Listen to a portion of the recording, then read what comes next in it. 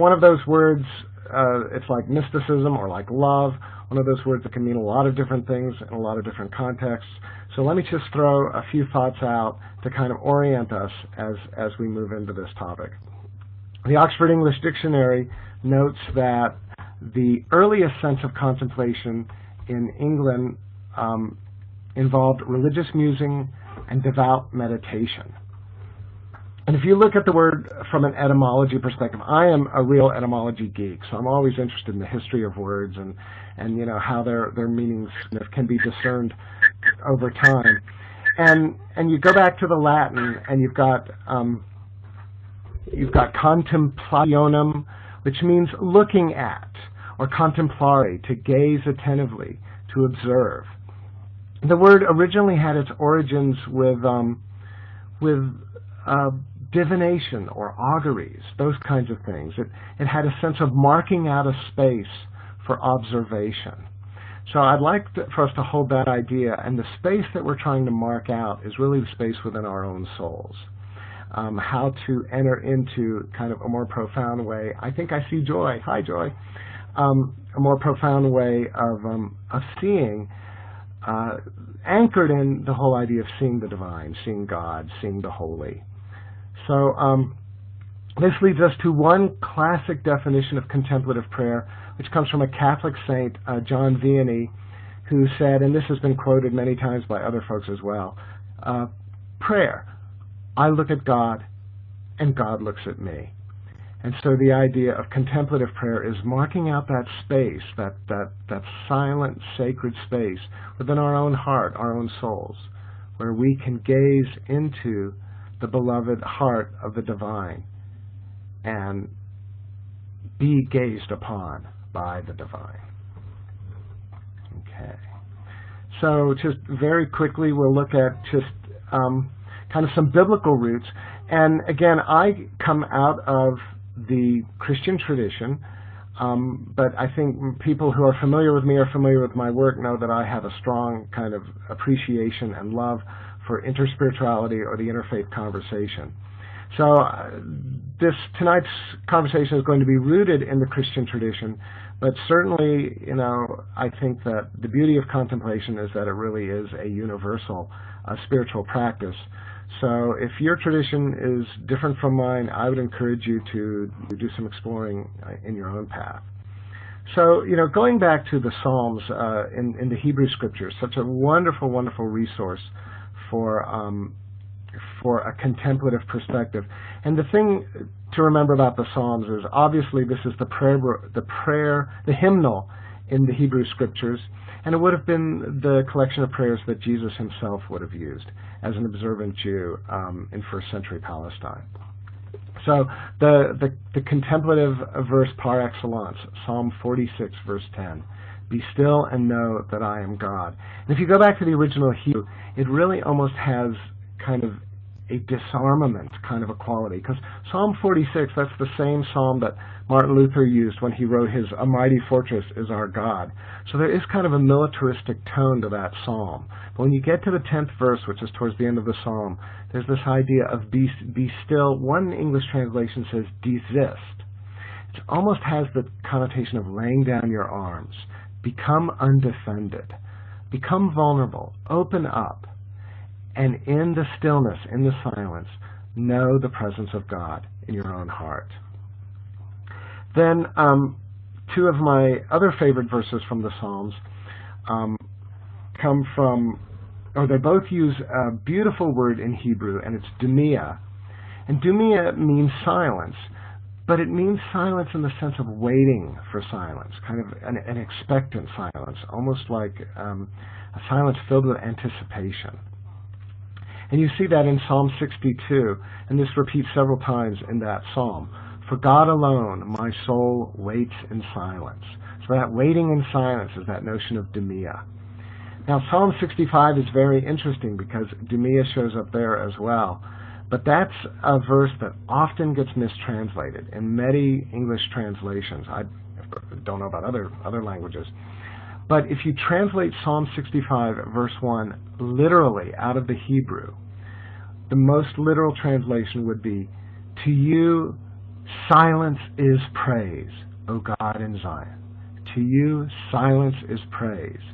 And like I say, many verses of the Bible just totally mangle that. But I want to kind of be faithful to the Hebrew and really have that notion that in the contemplative approach to spirituality, entering into silence can actually be an act of worship or an act of praise to the divine mystery, to the Holy One. And let me also just mention out of the New Testament, out of the Christian writings, I don't have it on the on the screen, but a lovely verse from the second letter of Peter, chapter 1, verse 4, where the Peter author writes, "You become participants in the divine nature." Participants in the divine nature. And again, this notion of contemplation, of this gazing and being gazed upon, has this sense of participating in the divine. That the divine is not something separate from us or away from us, but is truly something integrated into our life. Okay. Where's my mouse? There it is.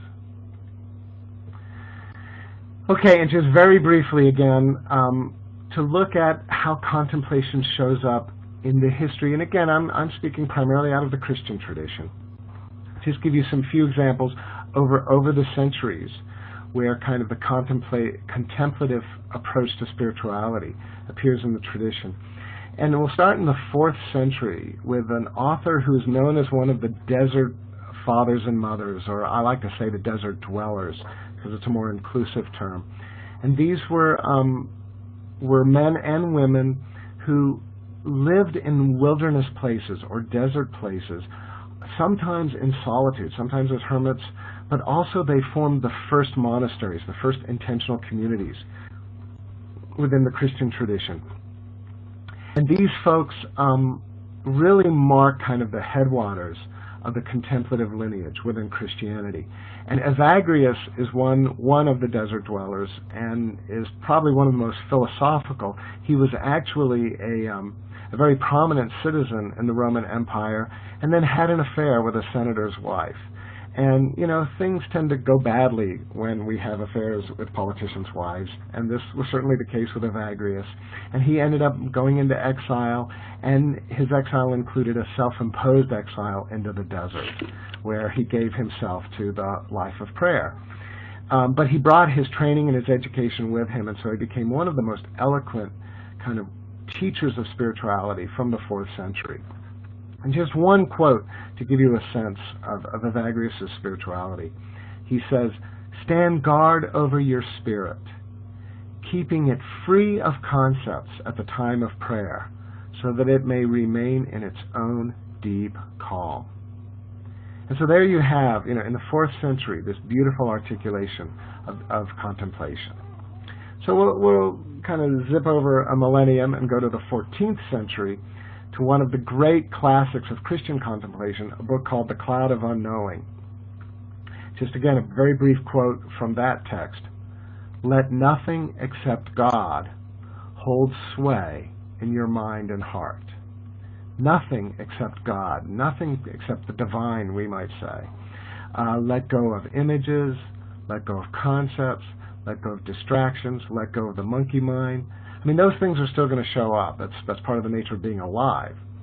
But to simply hold them lightly, or even better yet, to gently let them go, and only allow the divine to hold sway in our mind and heart. And then moving a little bit closer to the present day, into the 19th century, looking in the Russian tradition of Christianity, the Russian Orthodox tradition, a wonderful text called The Way of a Pilgrim, about a spiritual seeker who embraced a repetitive prayer known as the Jesus Prayer. And so the author of The Way of the Pilgrim writes, "Beware of any ideas in the mind and any type of visions that appear. Do not accept any imaginings whatsoever, for the Holy Fathers sternly command us to keep our interior prayer free of images." So here again, just this idea that to enter into the contemplative gaze, to enter into that act of seeing the divine through that spacious place within us, involves really a letting go of thoughts, of feelings, of anxieties, and simply being still and knowing the divine presence.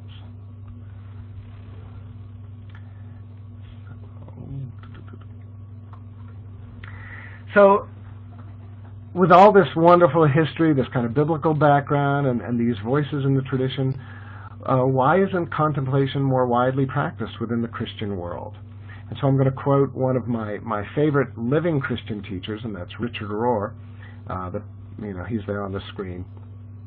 And he says very simply, we had the tradition, we lost the tradition, and we're living in a wonderful time where it's being rediscovered. And again, we really don't have time to go into a lot of detail here, but in the West, Western Europe, and of course this influenced the Americas, in the West what we really see is that in the decades and centuries following the Protestant Reformation, is that there was really kind of a loss of the contemplative approach to spirituality on both the Catholic and the Protestant side. This isn't about, one side got it right and the other side got it wrong. And you can look at this in terms of the rise of the modern era, the rise of the scientific method, modernity as a philosophical movement. There were a lot of factors that played into this. But the basic upshot was that for about a 400 to 500 year period, the Christian tradition really kind of lost sight of its contemplative roots. And we're really in a wonderful period now, late 20th into early 21st century, where the contemplative dimension is being rediscovered. And the real heart of that, I believe, lies in inner spirituality and in the interfaith conversation.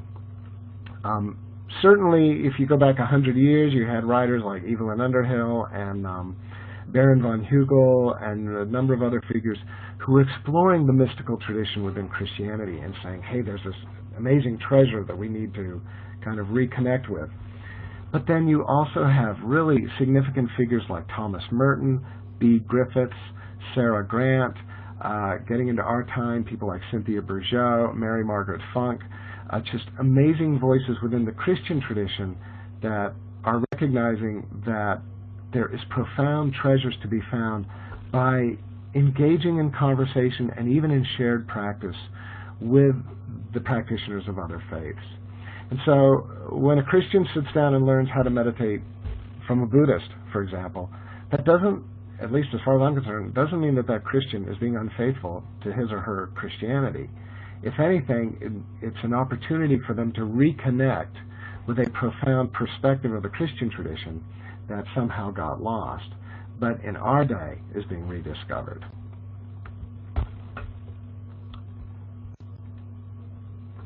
So another quote from Richard Rohr, the essential religious experience is that you are being known through more than knowing anything in particular yourself.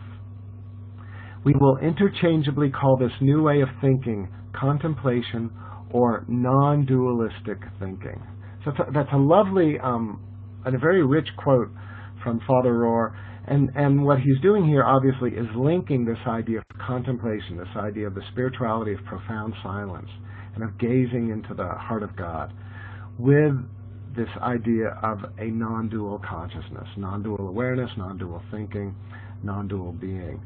And if you are knowledgeable about world religions and world traditions, you might say, well, isn't that Advaita Vedanta, or maybe isn't that the kind of thing you might learn in Mahayana Buddhism?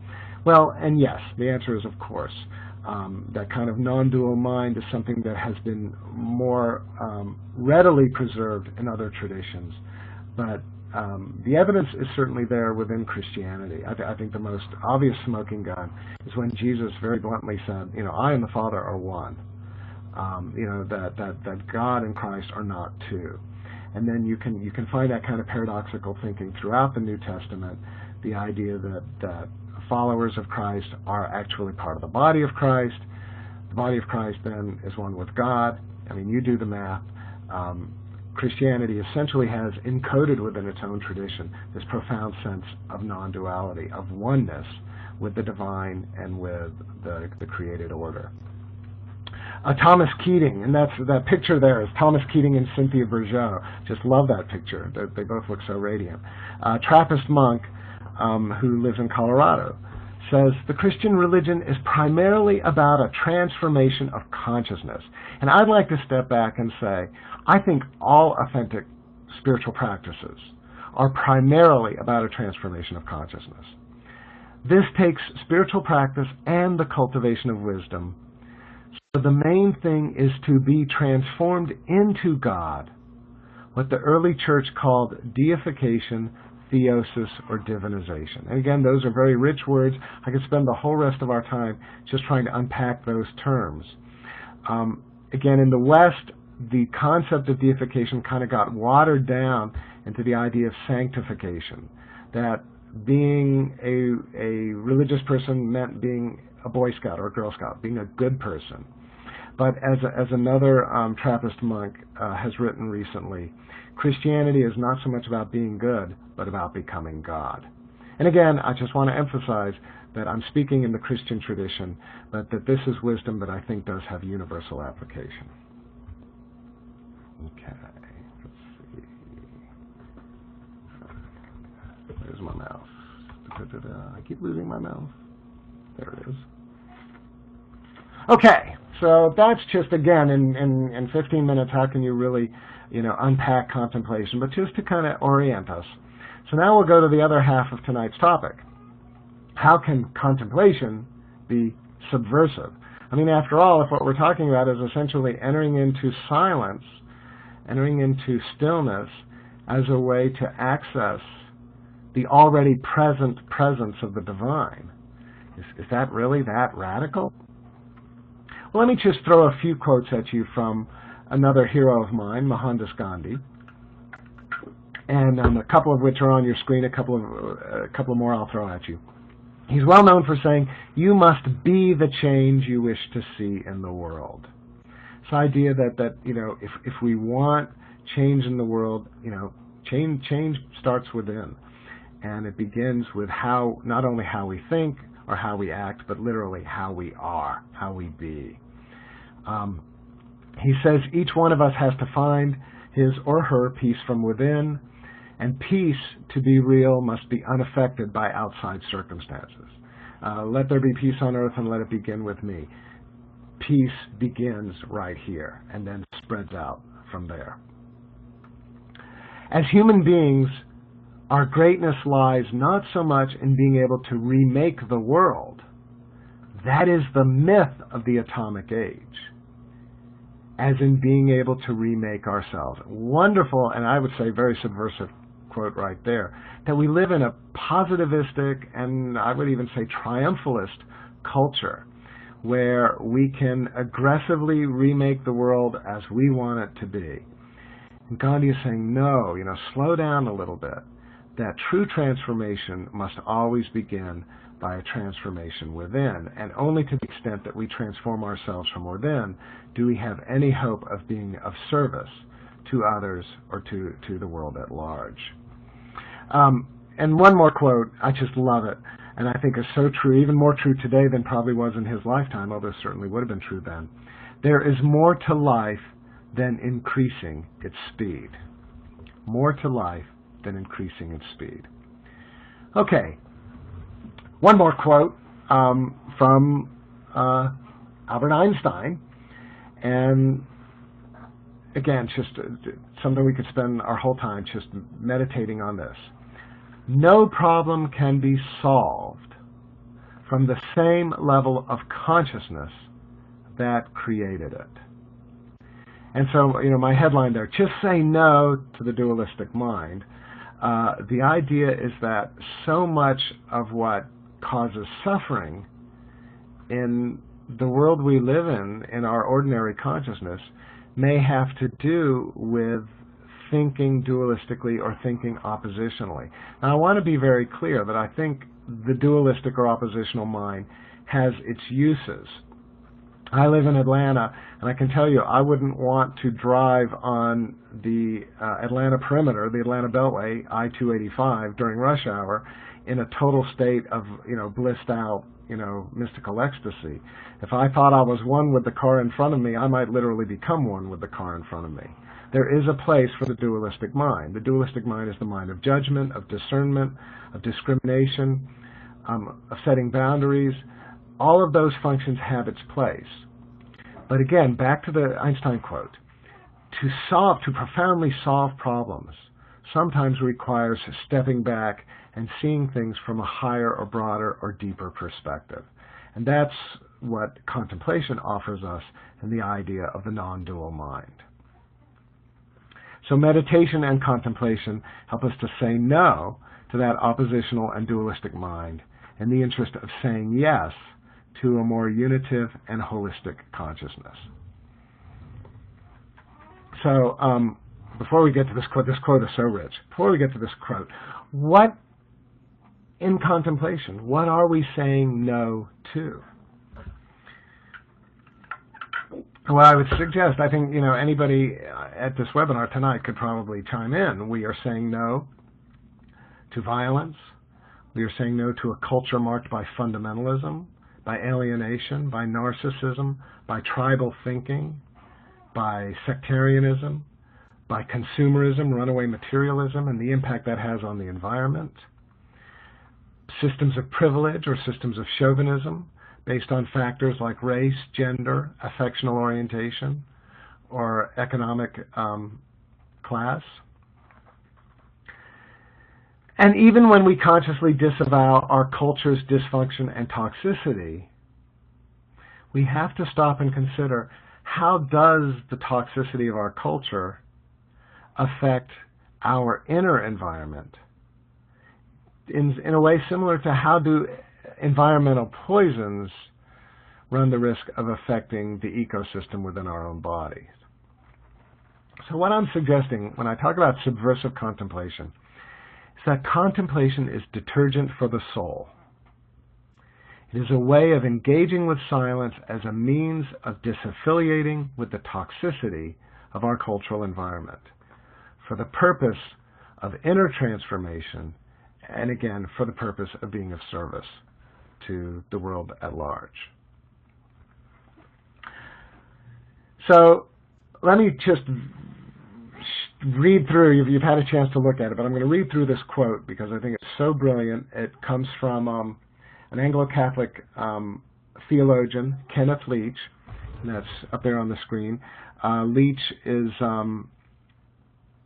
I think he's retired now, but a priest of the Church of England, has written a number of wonderful books. I've met him on several occasions, a very gracious man, but a lot of his work has been looking at how we anchor spiritual practice in the struggle for justice and the struggle for social transformation as well as spiritual transformation.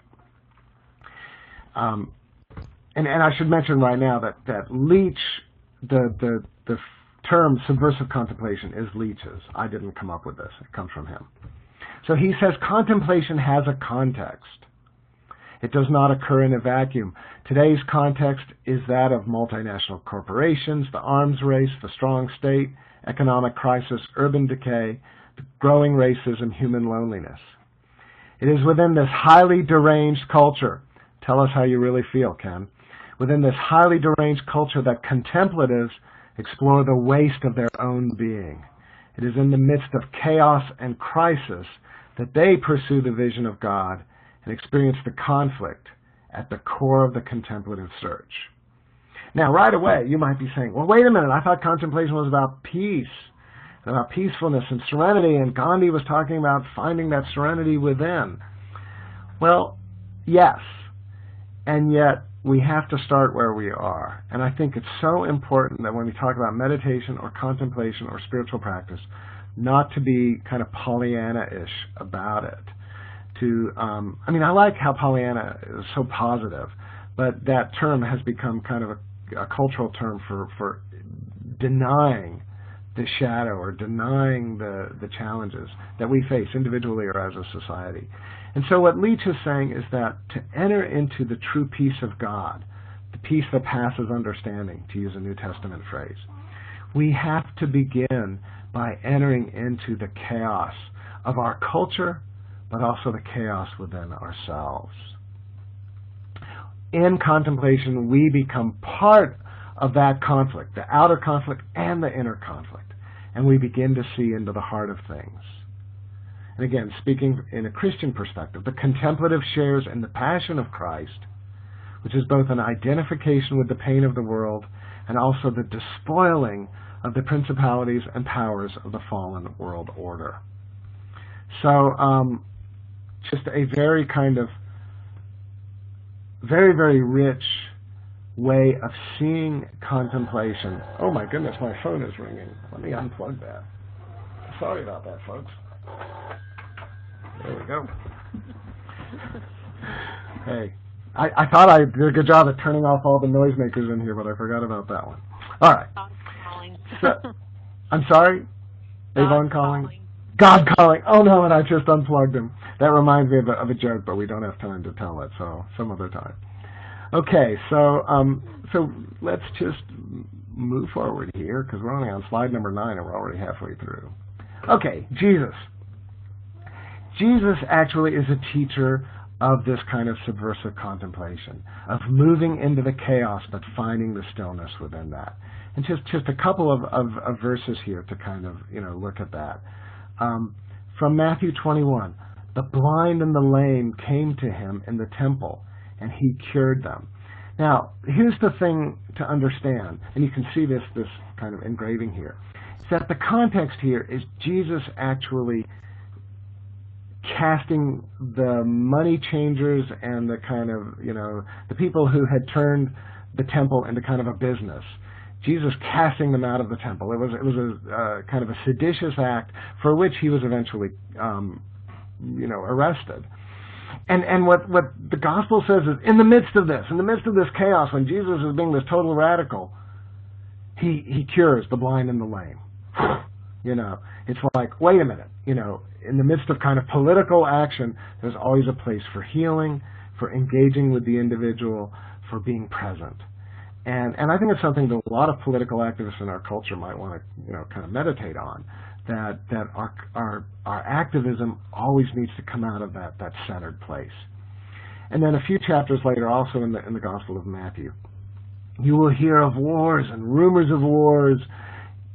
See that you are not alarmed, for this must take place. See that you are not alarmed. A phrase that Jesus uses over and over and over again is, be not afraid. Don't be afraid. Let go of fear. In the midst of the chaos, in the midst of the tornado, you're hearing of wars and rumors and wars. Take care of that peaceful place within yourself. Nurture it. Find that center spot, that eye of the storm, that will then empower you and enable you to be present in the midst of the chaos in a way that can lead to transformation. So, Cynthia Bourgeot, you met her earlier when you saw that cute picture of her and Thomas Keating. I heard her speak a few years back. It was right after 9/11, and it was fascinating because she said that in the world, in the post-9/11 world, contemplation is our only hope.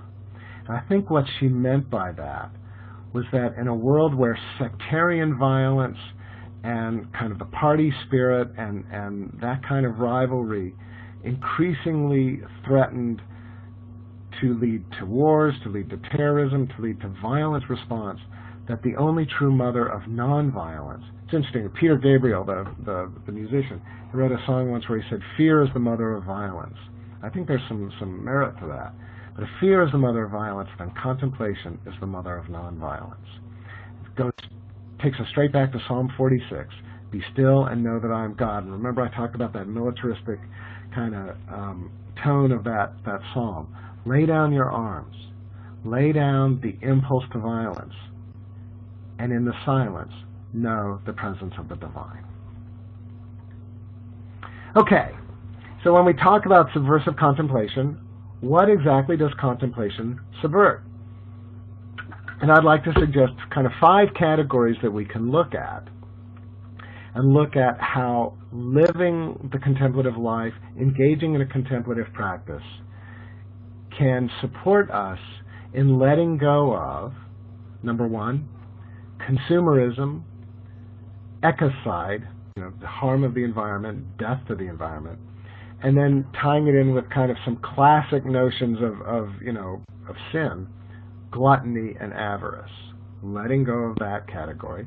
The second category, letting go of anger and violence. And again, there's a righteous anger, but we're talking about toxic anger.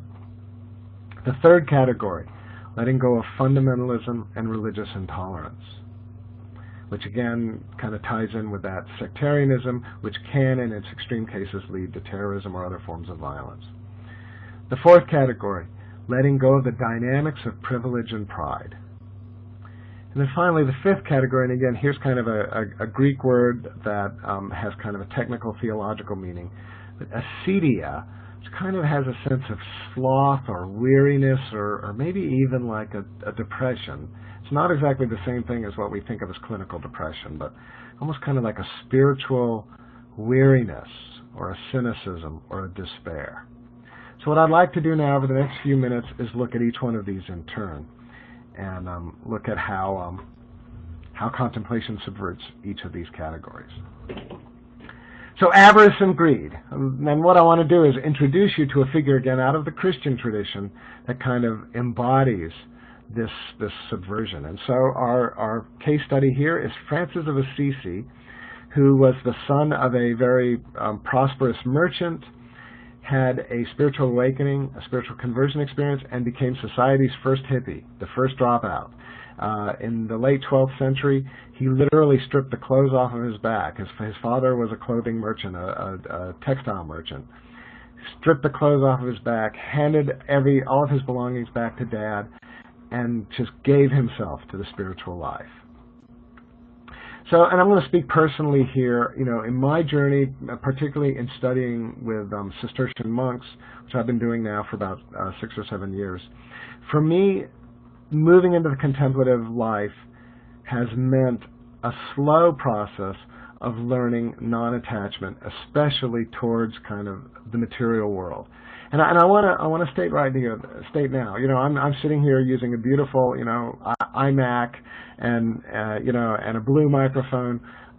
This isn't about, that I'm going to just forswear all belongings, but it's a question of choosing wisely our relationship with material goods and choosing wisely our relationship with money so that we can be available to do the kind of work that we feel called to do. And it's certainly my experience that having a daily contemplative practice is profoundly supportive in moving into that kind of spirit of simplicity or of at least a lessening of attachment. I certainly can't claim to be non-attached, but I've certainly seen a lessening of attachment in my life. And why? Well, contemplation, in my experience, fosters a greater sense of trust, of well-being, and of satisfaction, which in turn leads to a disaffection with the consumer experience. And I love to tell this joke. There's a huge shopping mall here in Atlanta called the Mall of Georgia. And we go there from time to time to go see a movie at the IMAX. And we were just there this weekend to see the new Star Trek film. And every time I go there, I just kind of have a freak out because it's so loud and it's so noisy and there's so many people and it's so kind of sensory overloaded.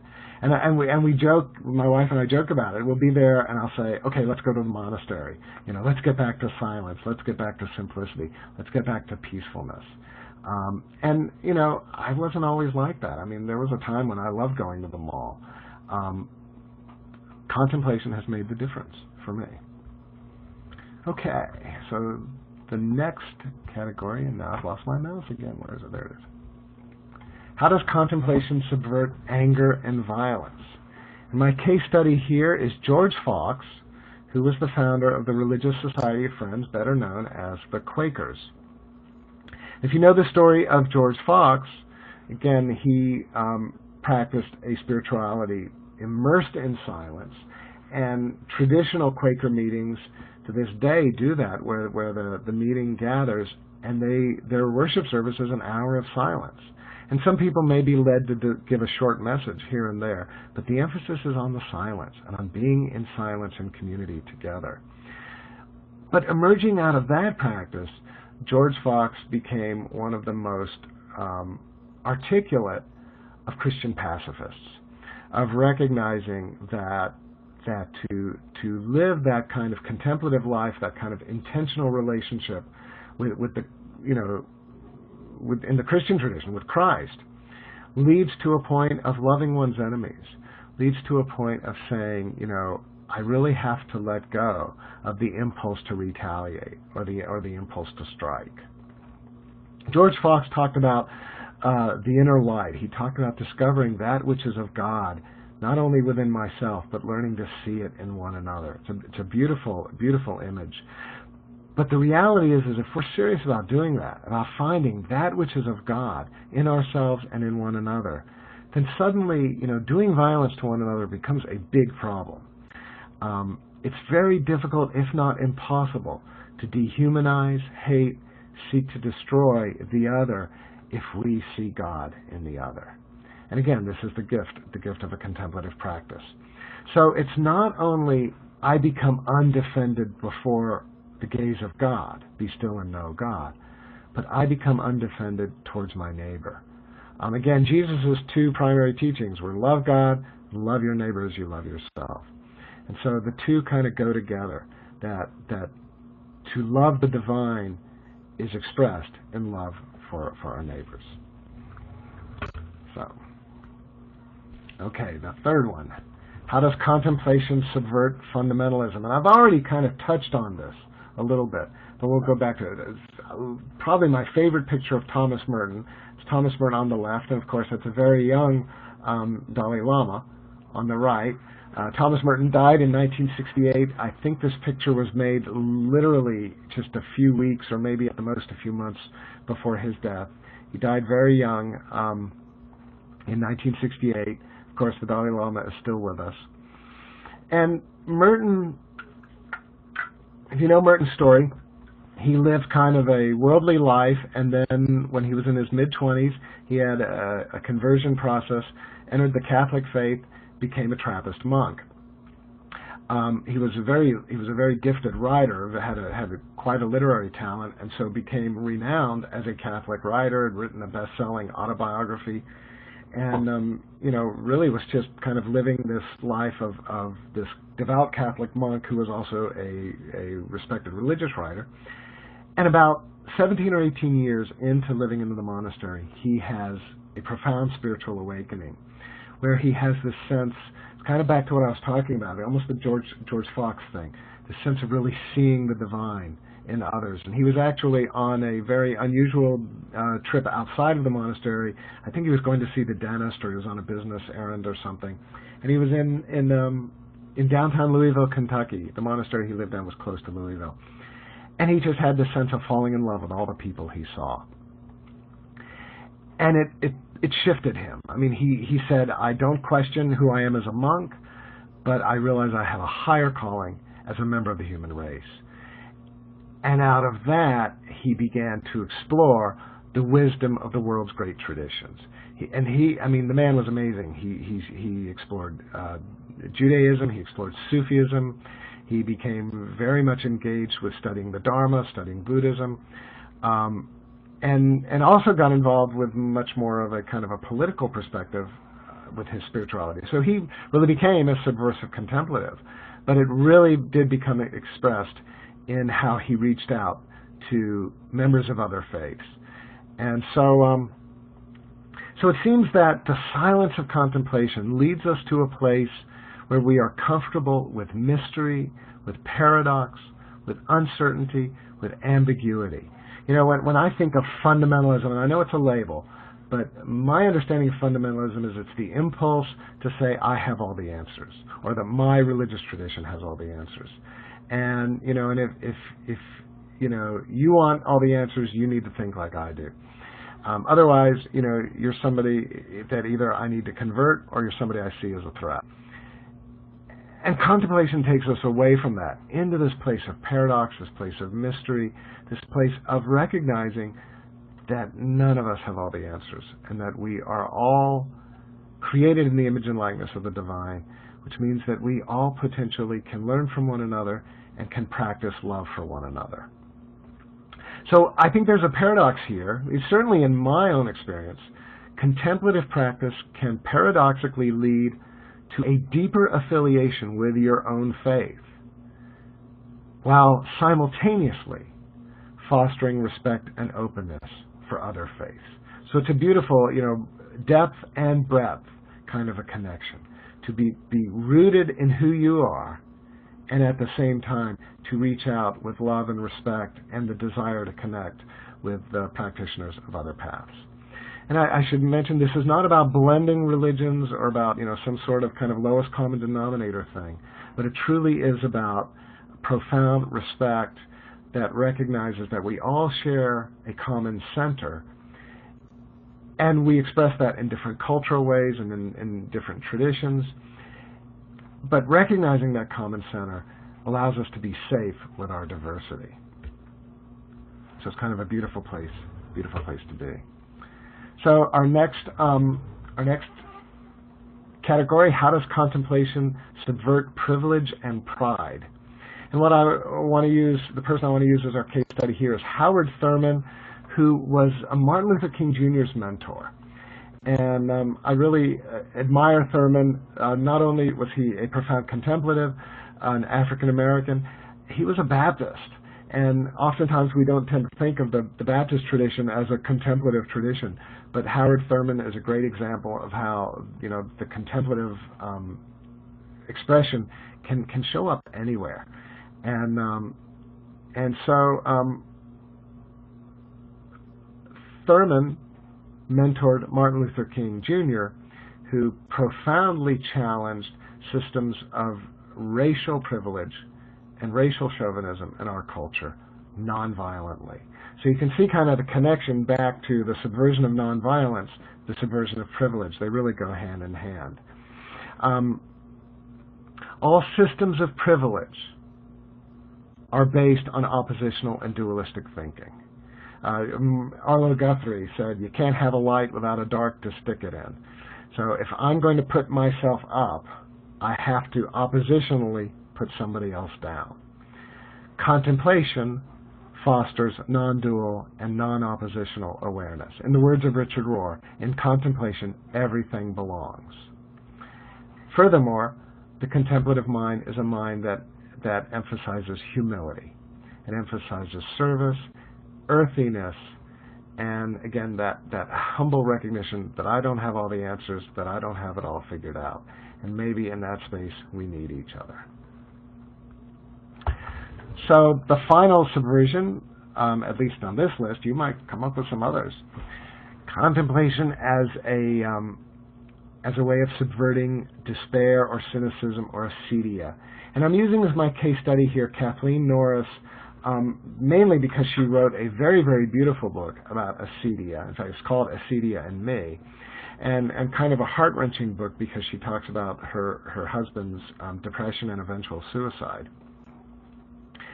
But I would suggest that this acedia is in many ways, it is kind of the besetting sin of our culture. We are a profoundly cynical culture, a culture that is always looking for the dark side, is always looking for, in the words of Bing Crosby in White Christmas, we're always looking for the angle, we're always looking for the hook, and we've really lost a sense of trust, and we've kind of settled into having this cynical or even desperate way of living, and contemplation subtly undermines that.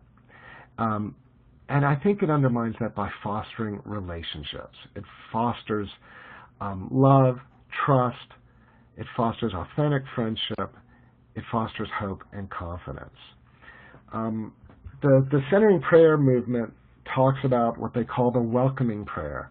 The welcoming prayer is the idea of being present with all of kind of the deeply lodged kind of emotional, what am I looking for, kind of complexes or challenges that just kind of function within our own souls, our own hearts, that we often are just not aware of.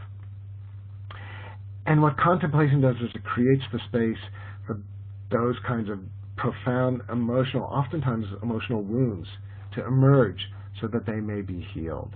And the idea of the welcoming prayer is welcoming our fear, welcoming our anxiety, welcoming our cynicism and our despair, and then in silence offering it to the divine, so that we can create the space where we can love and where we can hope and where we can trust.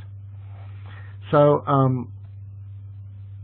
releasing kind of the cynicism and the despair of our culture is really simply a way of being present in a place beyond stories, in a place beyond kind of cultural messages, where we can again be still and know.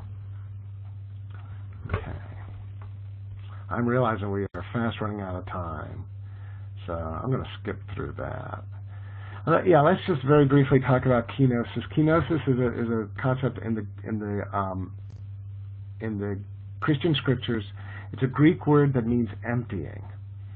And quoting another author who I really admire, Maggie Ross, where she says, "To live in the paradox of being creatures who also are enabled to mirror the God whose costly love suffuses all that is." And so what this idea of kenosis does is it invites us into our own emptiness, our own poverty, back to Kenneth Leach, our own chaos, as a way of then becoming an open vessel to receive in silence, to receive the healing touch of the divine. Another author who I truly admire, Dorothy Soul, she talks about subversive mysticism. What really happens in mystical union is not a new vision of God, but a different relationship with the world, one that has borrowed the eyes of God. And that goes back to the idea that Richard Rohr talks about this. He talks about the naked now, the divine present, the sacred present, the moment where everything is possible. And so the mystical life, the contemplative life, the entering into the prayer of silence is an invitation, again, to let go of our own fear, our own violence, our own anger, our own rigidity, our own privilege, our own greed and acquisitiveness and consumerism, and to simply be present in a world of possibility, which enables us or empowers us to be a force for change. So, okay, we're almost out of time, and I want to have at least a few minutes for conversation. So, this lovely, my wife took this picture on the Gulf Coast. Isn't it gorgeous? So what I'd like to just finish kind of my wrap here by offering for each one of us an invitation to just reflect on kind of the challenges and the conflicts and the chaos that is part of our lives. And where we see where we see the cutting edge, where we feel an urge to grow or an urge for healing. And so the invitation here is to bring the challenges within us or within our environment into silence, into a place where I don't have to fix it, where I don't have to have all the answers, where I can simply be present and trust the divine presence. And in that place of trust, to then seek refreshment, to seek the peace, and out of that peace to seek the ability to be a force for transformation. So I just would like to invite you to consider that, and I think we're going to make these slides available to everybody who's here tonight. So, so you'll have the slides to play with. Yeah. Or send the recording. Oh, great. Okay, you get to hear my phone ring. So, so that will be available, and I guess the slides are part of that. So, so that you can reflect on these categories of subversion and say, maybe consumerism is not an issue for you. You already live very simply, but you might struggle with cynicism. And so the question then becomes, how can I allow silence in my life to become a force for letting go of the attachment that I have to that kind of cynical way of being? So that's the invitation that I'd like to offer. And we have 6 minutes and maybe a few minutes more if people want to go over. I'm available. But at this point, I just want to kind of, let's see, I haven't even looked at the chat, so let me see. Some people have already posted some things. Oh, Mike Morell is promoting a book, but that's what Mike Morell does. Okay. Which book is it, Mike?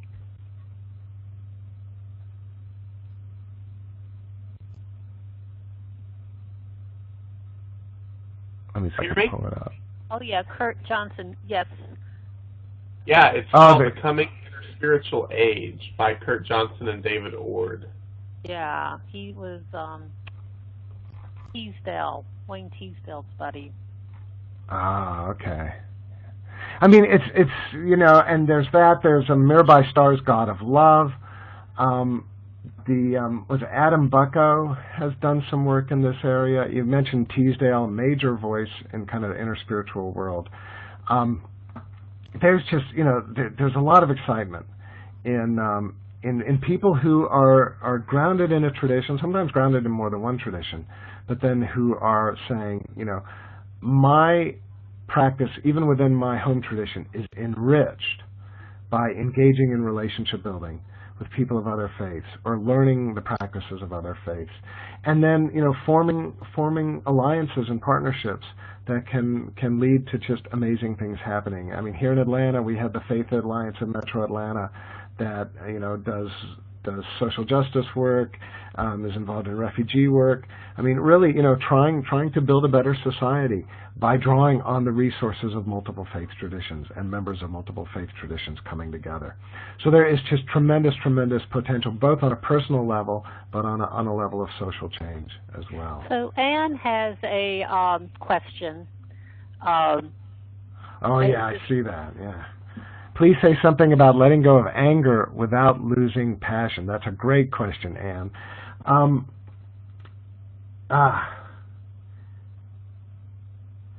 I can only speak from my experience, because certainly for me, part of the contemplative journey is learning to have a healthier relationship with anger. And I think that, you know, I hope this isn't a cop-out, but I'm going to suggest that authentic passion is related to healthy anger. That I don't think contemplation is about, you know, it's not a sedative. It's not about getting to the point where I'm never, ever angry ever again. I think that there is a place to be angry. There's a lot to be angry about in our culture. And so I think that the idea behind welcoming kind of toxic or dysfunctional anger in our contemplative practice, to let go of that, is to move into a place where my anger does not control me, but truly my anger is in service. It's in service to the divine. It's in service to myself, to one another. Now, you can say in the heat of the moment, if I'm furious about something, you know, am I going to stop and say, well, wait a minute, is this healthy anger or is this toxic anger? If it's toxic anger, I better let it go. You know, let's be real.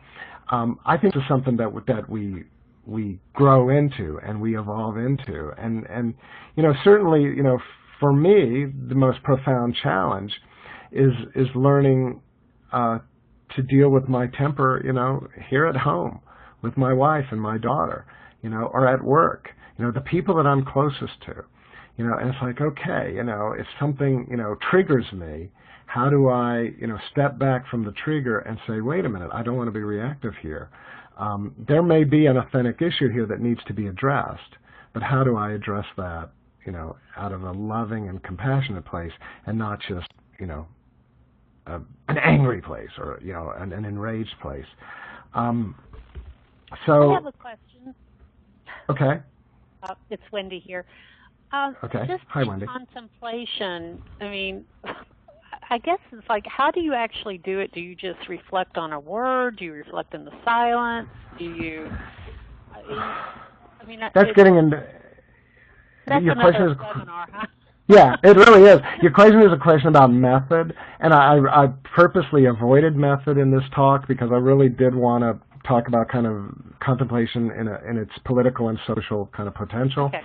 But I would say in its simplest form, contemplation is intentional silence the spiritual content to it. And again, I'm trying to use broad language here out of respect for different traditions. I mean, as a Christian, I would say trying to connect with God. I look at God and God looks at me.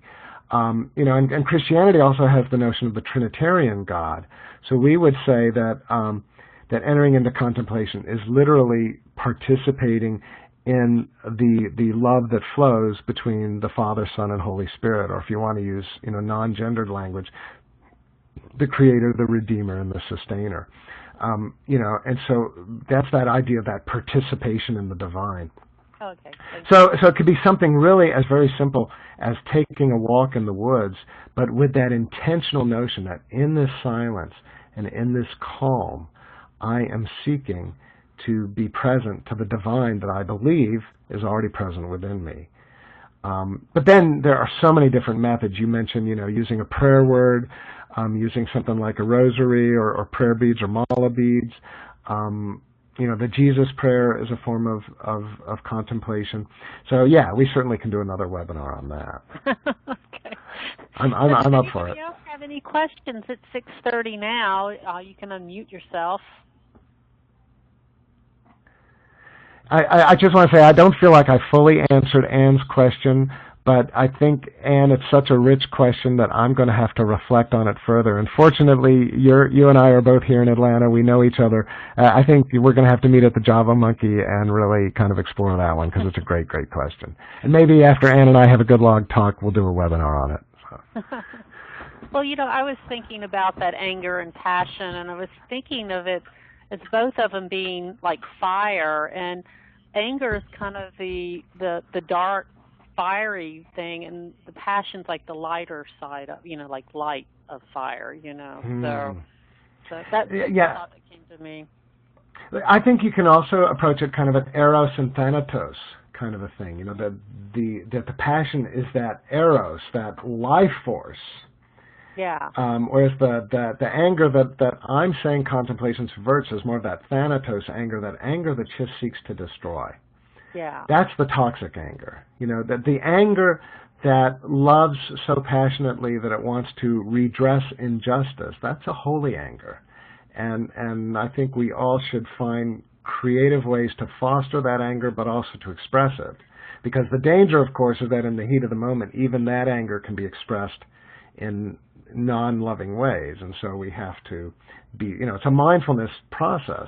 And then the thing about, and mindfulness is another word for contemplation. The thing about mindfulness is you might spend, 20 minutes a day in meditation, or 40 minutes a day, morning and evening. But then the question is, what do you do the other 23 hours and 20 minutes of the day? Learning to be mindful throughout the day is kind of part of the job description. So. Okay, well, I'm going to close the meeting, and I really want to thank everyone for joining us, and we will get the recording sent to you by tomorrow. And there's also a little ebook that we're going to send to you of just some of the other quotes and some of the quotes that Carl had in this presentation, and you can it's just a little pamphlet for you to look through and contemplate on. Before everybody leaves and before you close the meeting, this is Kathy. I just want to mention that the next webinar is on Tuesday at 5:30, and the next one is going to be, the teacher will be a woman named Annika Komen, and she is another beautiful teacher like Carl. Her topic is Wake Up, What is the Deeper Call?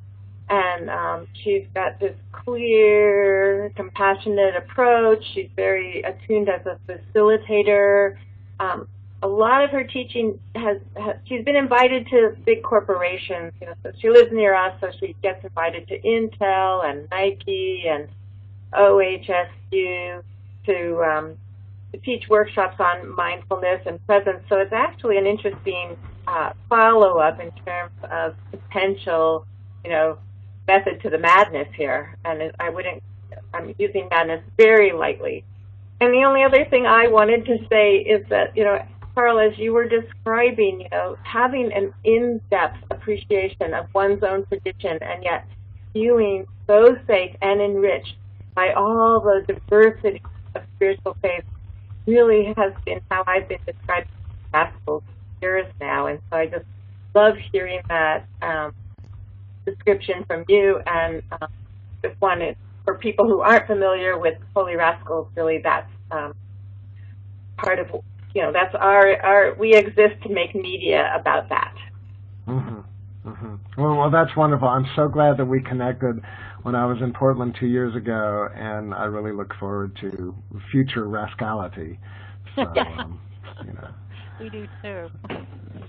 And I just want to mention that Carl's going to be on our radio program, How to Be a Holy Rascal, I think in September sometime, and Rabbi Rami Shapiro is going to be interviewing him, and we'll let you guys know wonderful. when that happens. So, well, thank you so much. Thank you, everyone who came to the webinar. And thank you, Wendy and Kathy, for hosting this. And thanks to everyone who participated. And I hope I'll see you all online and maybe in a future event. So. Thank you. Bye-bye. Bye.